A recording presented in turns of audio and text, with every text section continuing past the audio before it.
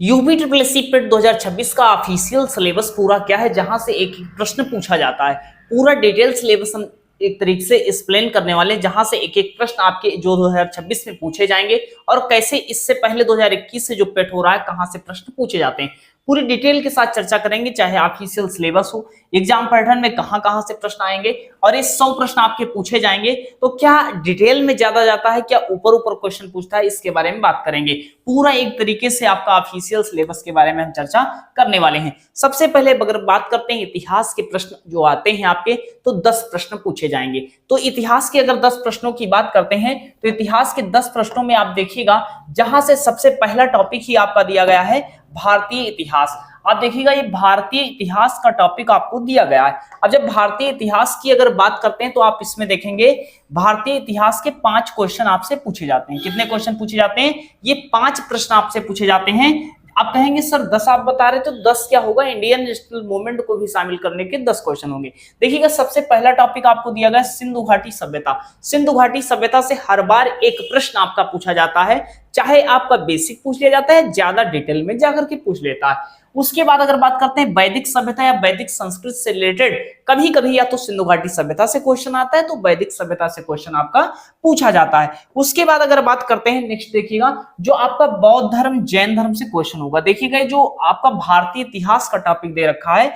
यहां से आप देखिएगा जहां पर आप यहां पर जो आपका हो जाएगा जो जैन धर्म बौद्ध धर्म, जैन धर्म या बौद्ध धर्म से एक एक क्वेश्चन कभी कभी बौद्ध धर्म से पूछा जाएगा, कभी कभी जैन धर्म से पूछा जाएगा। दोनों एक साथ नहीं पूछे जाते हैं।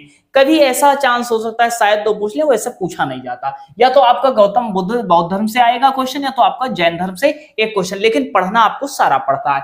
उसके बाद अगर बात करते हैं मौर्य वंश, तो क्या मौर्य वंश पूरा पढ़ना पड़ता? नहीं पढ़ना पड़ता। इसमें केवल एक तरीके से दे रखा है, मौर्य सम्राट अशोक के बारे में आपको पढ़ना होता है। उसके बाद अगर बात करते हैं गुप्त वंश के बारे में, गुप्त साम्राज्य के बारे में, जिसमें 2 व्यक्तियों के बारे में आपको जानना बेहद जरूरी हो जाता है। जिसमें अगर बात करते हैं समुद्रगुप्त के बारे में और चंद्रगुप्त द्वितीय के बारे में पढ़ना जरूरी होता है। इन सब की क्लासें हम देंगे, पहले आप डिटेल सिलेबस समझ लीजिए। अब देखो उसके बाद हर्षवर्धन के बारे में समझा प्रश्न पूछा जाता है और बेसिक क्वेश्चन पूछा जाता है। अधिकतर ये लेवल जाएगा तो एनसीईआरटी लेवल जाएगा, वो भी क्लास 10th स्टैंडर्ड तक जाएगा। अभी हम बात करेंगे राजपूत काल से क्वेश्चन होता है, सल्तनत काल से क्वेश्चन होता है, मुगल साम्राज्य से, मराठा साम्राज्य से, ब्रिटिश राज्य का अभ्युदय और प्रथम स्वतंत्रता संग्राम से। तो अधिकतर क्वेश्चन या तो यहीं से पूछ लेता है, या तो आपको यहीं पर आकर के क्वेश्चन एक एक क्वेश्चन डाल देता है। तो इन सब के बारे में 5 क्वेश्चन आपका भारतीय इतिहास का हो जाता है। उसके बाद अगर बात करते हैं इंडियन नेशनल मूवमेंट की, जिसमें भारतीय राष्ट्रीय आंदोलन की अगर बात करेंगे, तो आप देखिएगा भारतीय राष्ट्रीय आंदोलन में कितने क्वेश्चन आपके आते हैं, तो 5 क्वेश्चन आपके पूछे जाते हैं। आप देखिएगा इंडियन नेशनल मूवमेंट के कितने क्वेश्चन पूछे जाएंगे आपसे, 5 क्वेश्चन पूछे जाएंगे, तब जाके 10 क्वेश्चन इतिहास हिस्ट्री के हो जाएंगे। देखिएगा पहला क्वेश्चन आपका स्वाधीनता आंदोलन का प्रारंभिक वर्ष हो जाएगा, स्वदेशी सविनय अवज्ञा आंदोलन हो जाएगा, जिसे 1857 के विद्रोह से लेकर के चीजें पढ़ लीजिएगा।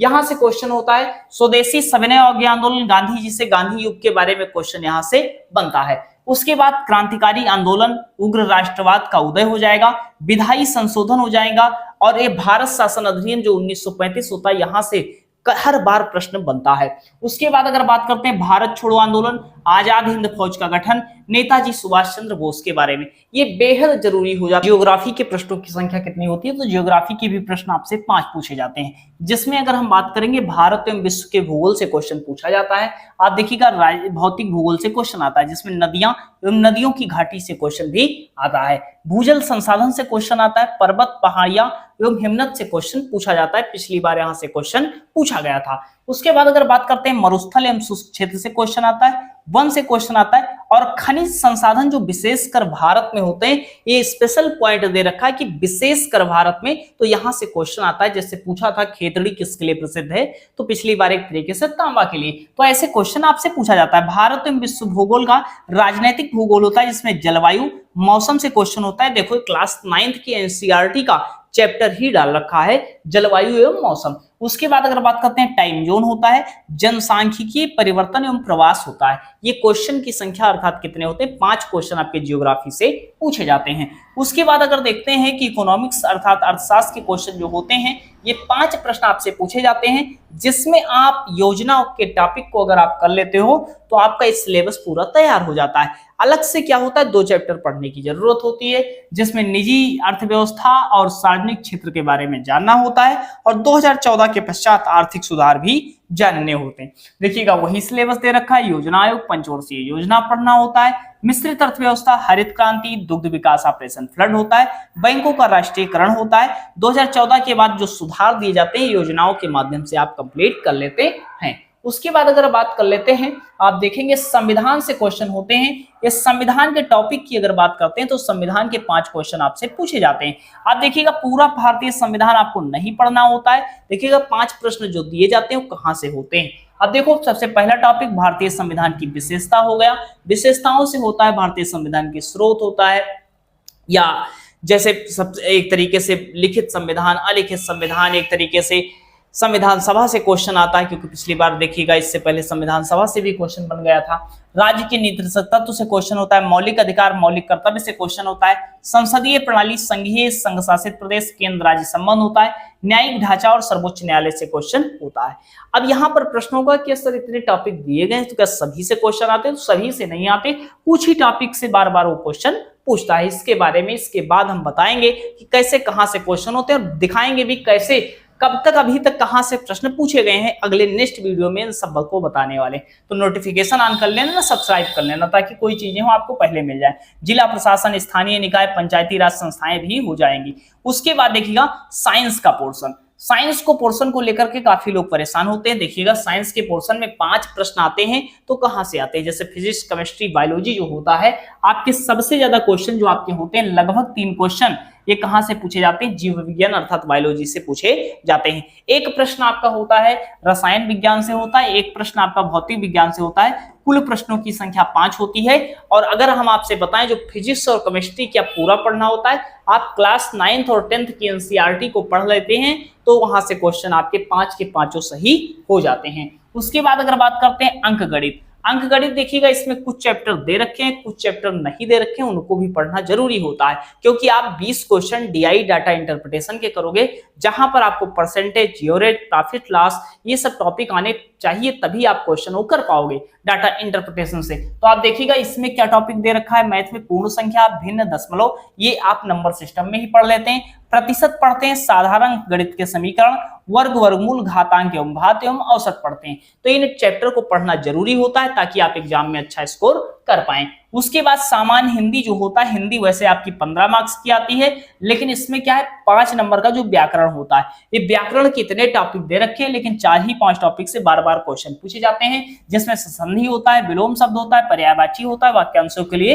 एक शब्द होता है, समश्रुति भिन्नार्थक शब्द होता है। यहां तक अभी तक ज्यादा क्वेश्चन पूछे जाते हैं। उसके बाद सिलेबस, मुहावरे, लोकोक्तियां, सामान्य शुद्धि, लेखक एवं रचनाएं होता है, लिंग वचन, लिंग से क्वेश्चन होता है, जैसे पुल्लिंग है, स्त्रीलिंग है, ये क्वेश्चन यहाँ से बनते हैं। तो 5 क्वेश्चन आपके होते हैं, प्लस 10 क्वेश्चन अपठित गद्यांश के हो जाते हैं, जिसको पढ़ करके उत्तर देना होता है। वहां से 1-2 क्वेश्चन उसमें व्याकरण का डाल देता है, कभी कभी नहीं भी डालता है।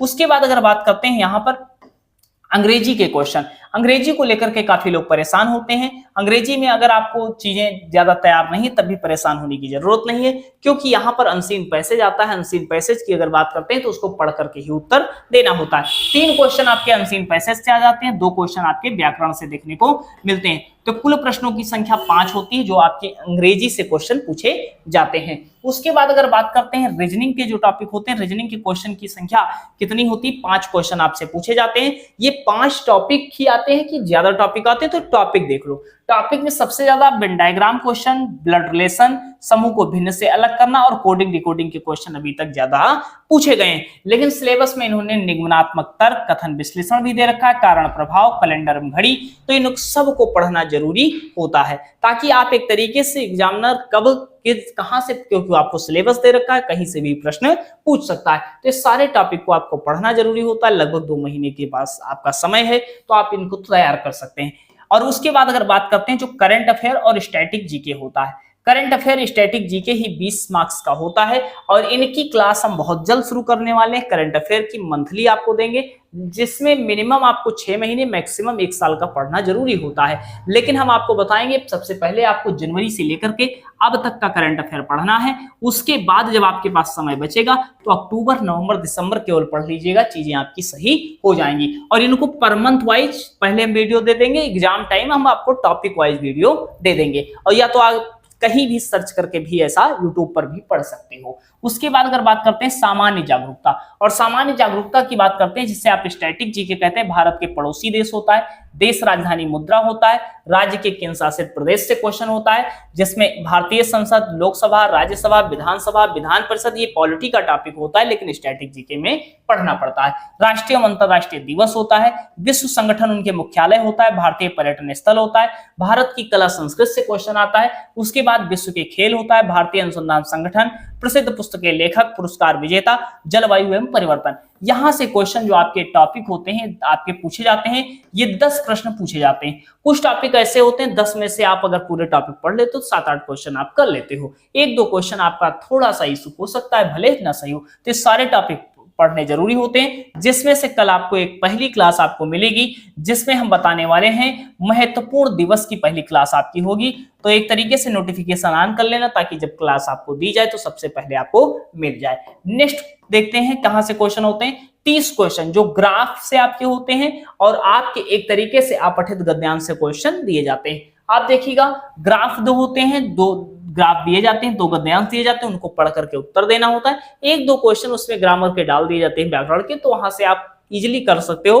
क्योंकि मान लो संधि पूछ लिया, लिंक पूछ लिया, तो वहां से आप कर लोगे क्योंकि टॉपिक इसमें दे रखा होता है। उसके बाद देखिएगा ग्राफ 2 होते हैं, 2 तालिकाएं होती हैं। इसके लिए हमने कहा था बेसिक चैप्टर पढ़ने जरूरी होते हैं। इसके लिए भी एक वीडियो हम बना देंगे कि कौन से बेसिक चैप्टर पढ़ने जरूरी होती है डीआई को सॉल्व करने के लिए। तो ये 10-10-20 क्वेश्चन होते हैं, 20-10-30। इसमें अगर आपको आता है तो 30 का 30 करके आ सकते हो, कोई दिक्कत नहीं है। अगर नहीं आता तो 30 के 30 भी गलत कर सकते हो, ऐसा भी होता है। तो ये 30 नंबर एक तरीके से स्कोरिंग होता है। 10 नंबर का करंट अफेयर, 10 नंबर का आप देखिएगा जो स्टैटिक जीके, 50 नंबर तो यही हो जाता है।